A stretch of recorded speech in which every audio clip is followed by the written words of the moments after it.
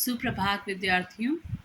आज मैं आपको रैदास के पद का सेकंड, जो आपकी गंगा पुस्तिका है उसका है सेकंड पार्ट, उसको मैं पढ़ाने जा रही हूँ।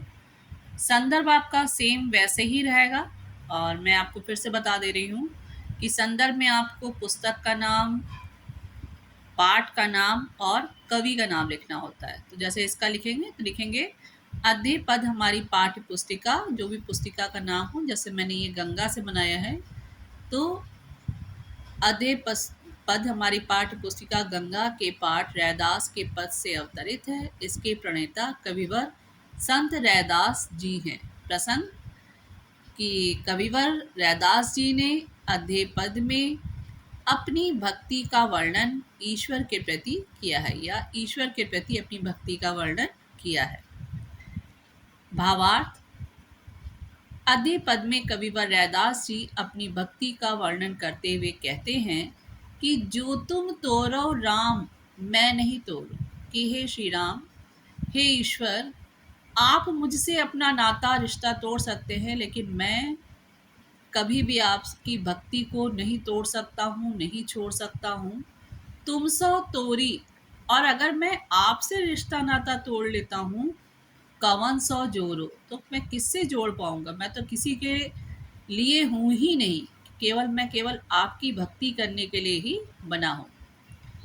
तीरथ बरत ना करूँ अंदेशा, कि ना ही तो मैं कोई तीर्थ स्थान पे जाता हूँ, ना ही मैं कोई व्रत करता हूँ, और ना ही तो मेरे मन में कोई भी अंदेशा, अर्थात मेरे मन में कोई भी किसी भी तरीके की कोई भी अनिच्छा है। तुम्हारे चरण कमल एक भरोसा, कि आपके कमल रूपी चरणों का ही एक विश्वास मेरे हृदय में है और मैं किसी के ऊपर विश्वास नहीं कर सकता हूँ। जहाँ जहाँ जाओ तुम्हारी पूजा, कि मैं जहाँ जहाँ भी जाता हूँ केवल तुम्ही को पूजित देखता हूँ। अर्थात मुझे लगता है कि ये संसार ही पूरा तुम्हारी ही पूजा कर रहा है। तुम सा देव और नहीं दूजा, और हे ईश्वर, आपके समान उपकारी इस संसार में कोई भी नहीं है। मैं अपनो मन हरि से जोरो, हरि से जोरी सबन सो तोरो, कि मैंने तो अपना हृदय हे ईश्वर आपसे ही जोड़ लिया है, और आपसे जोड़कर यानी आपकी भक्ति में लीन रह कर के मैंने संपूर्ण सांसारिक माया मोह से अपना रिश्ता नाता तोड़ लिया है। सब ही पहर तुम्हारी आशा, कि दिन के 8 पहर होते हैं, मैं आठों पहर केवल आपकी ही आशा करता हूँ।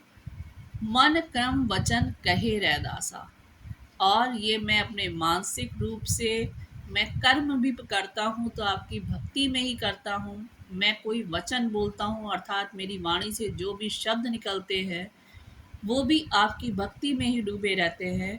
कहे रैदासा, ये रैदास आपसे सच्चे मन से आपसे ये कह रहा है कि मैं आपकी ही भक्ति में लिप्त रहना चाहता हूँ, अन्य कुछ करना नहीं चाहता हूँ। धन्यवाद। आशा करती हूँ कि आपको ये पद समझ में आया होगा।